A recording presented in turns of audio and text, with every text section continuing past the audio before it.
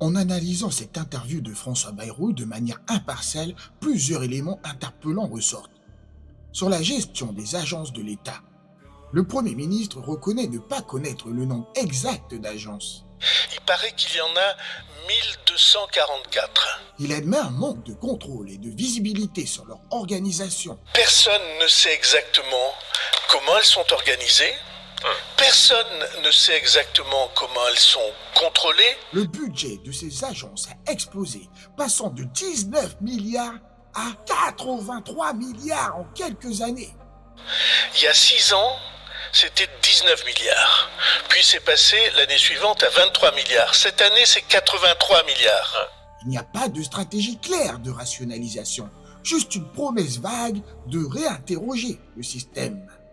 Vous mesurez ce que ça signifie. Alors il y en a certaines qui sont très utiles et très puissantes. Mais bien sûr, il faut que tout ça soit réinterrogé. Sur les finances publiques, la France a la dépense publique les plus élevées de la zone euro, 57% du PIB.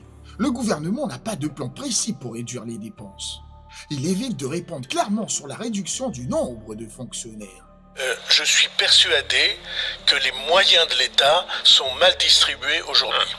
Je suis persuadé que notre organisation qui n'a pas été revue depuis des décennies, peut-être 4 ou 5 décennies, cette organisation, elle doit être repensée en profondeur. Sur l'immigration, il reconnaît que seuls 7% des obligations de quitter le territoire sont exécutées. Pour l'instant, on n'y arrive pas.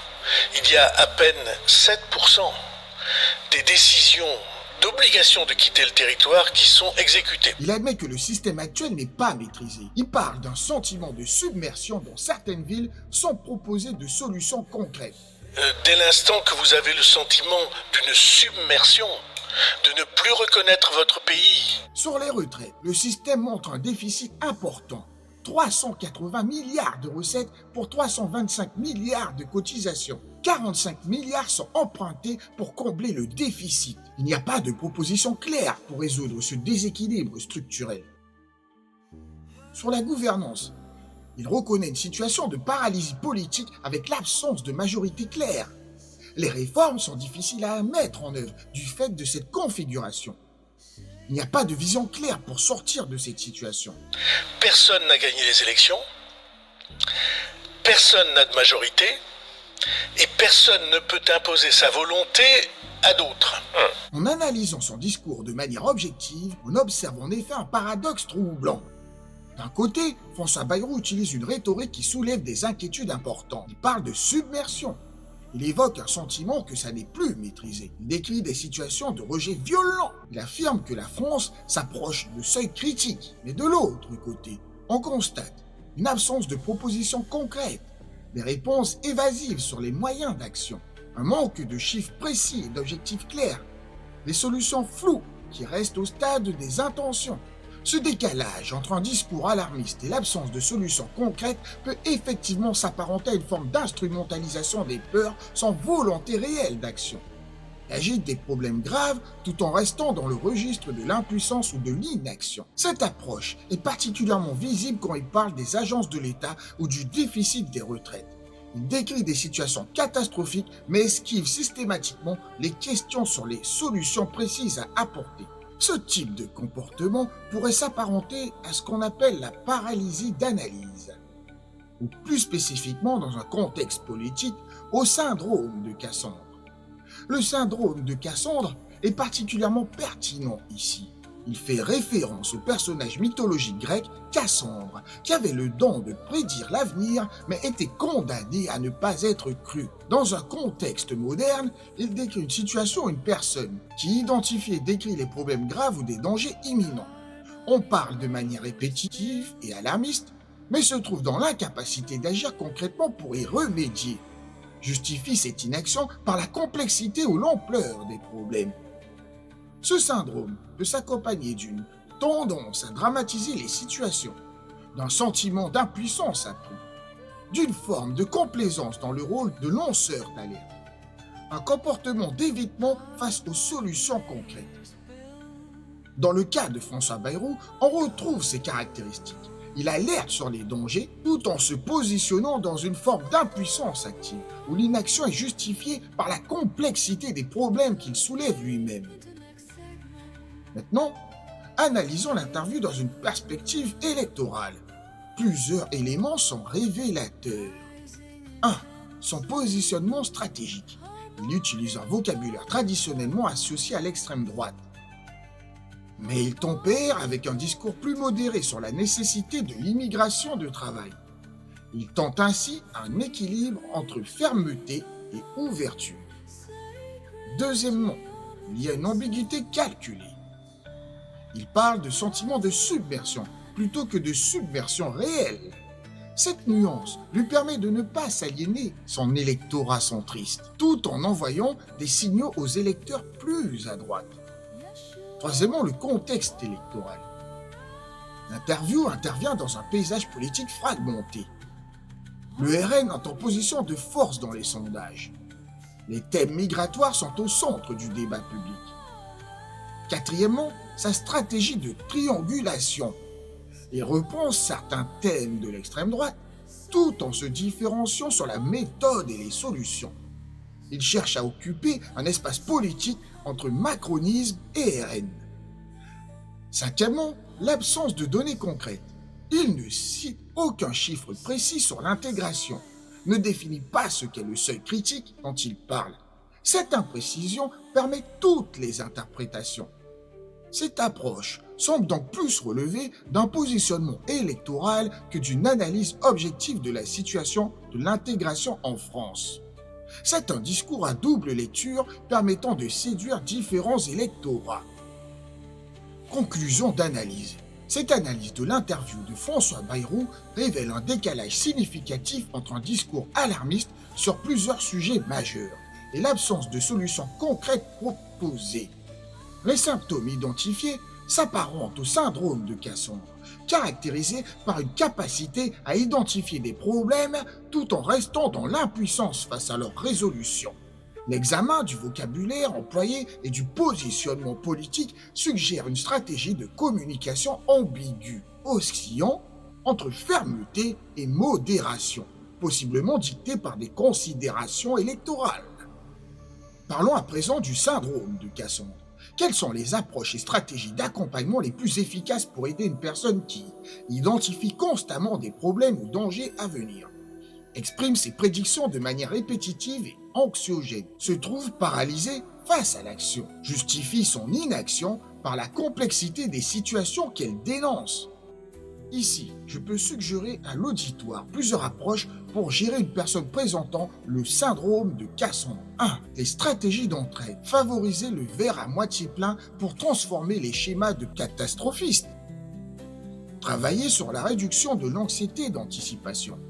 Développer des compétences de résolution de problèmes concrets. Deuxièmement, les techniques d'accompagnement. Valider l'identification des problèmes sans renforcer le catastrophisme. Rediriger l'attention vers des solutions pratiques et réalisables. Encourager le passage à l'action sur des objectifs modestes mais atteignables. Troisièmement, l'approche relationnelle. Écouter sans alimenter les prédictions négatives. Reconnaître la pertinence des observations tout en questionnant leur ampleur. Aider à distinguer les faits réels des interprétations catastrophistes. Quatrièmement, les pistes de gestion. Décomposer les grands problèmes en étapes gérables. Mettre en place des critères objectifs d'évaluation des situations. Cinquièmement, travailler sur les émotions. Explorer les peurs sous-jacentes. Qu'est-ce qui vous inquiète le plus précisément? Quel est le pire scénario que vous imaginez? D'où vient cette peur selon vous? Développer la tolérance à l'incertitude. Accepter que certains facteurs sont hors de contrôle. Apprendre à agir même sans garantie de résultat. Se concentrer sur ce qui est maîtrisable. Renforcer le sentiment d'efficacité personnelle. Valoriser les petites actions accomplies. Célébrer les progrès même minimes. Identifier les succès passés comme source d'apprentissage. Que nous dit la parole et quels enseignements pouvons-nous retenir? Tout d'abord, l'analyse du comportement des politiciens et du peuple. Car la racine de tous les maux, c'est l'amour de l'argent. Et quelques-uns, en étant possédés, se sont égarés loin de la foi et se sont jetés eux-mêmes dans bien des tourments. 1 Timothée, chapitre 6, verset 10.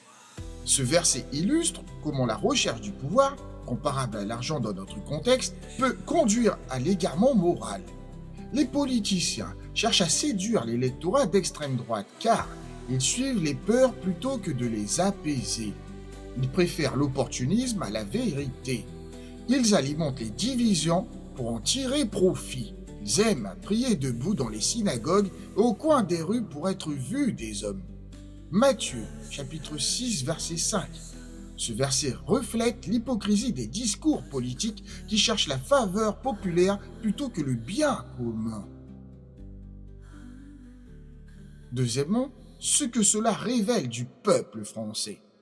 Car il viendra un temps où les hommes ne supporteront pas la saine doctrine, mais ayant la démangeaison d'entendre des choses agréables, ils se donneront une foule de docteurs selon leurs propres désirs. 2 Timothée, chapitre 4, verset 3. Ce comportement révèle une société guidée par la peur. Un peuple qui préfère les discours qui confortent ses préjugés. Un abandon des valeurs de fraternité. Troisièmement, les avertissements bibliques pour les chrétiens. Ne vous conformez pas au siècle présent, mais soyez transformés par le renouvellement de l'intelligence. Romains, chapitre 12, verset 2. L'énergie donnée au discours politique représente une idolâtrie moderne. Tu n'auras pas d'autre Dieu devant ma face. Exode, chapitre 20, verset 3. Un détournement de la foi. Nul ne peut servir deux maîtres. Matthieu, chapitre 6, verset 24. Une perte de discernement spirituel. Quatrièmement, l'importance du second commandement. Tu aimeras ton prochain comme toi-même. Marc, chapitre 12, verset 31. Ce commandement est violé quand on adhère à des discours qui stigmatisent certains groupes. On laisse la peur l'emporter sur l'amour. On oublie que chaque être humain est créé à l'image de Dieu. Cinquièmement, les conseils bibliques pour les chrétiens. Examinez toutes choses. Retenez ce qui est bon.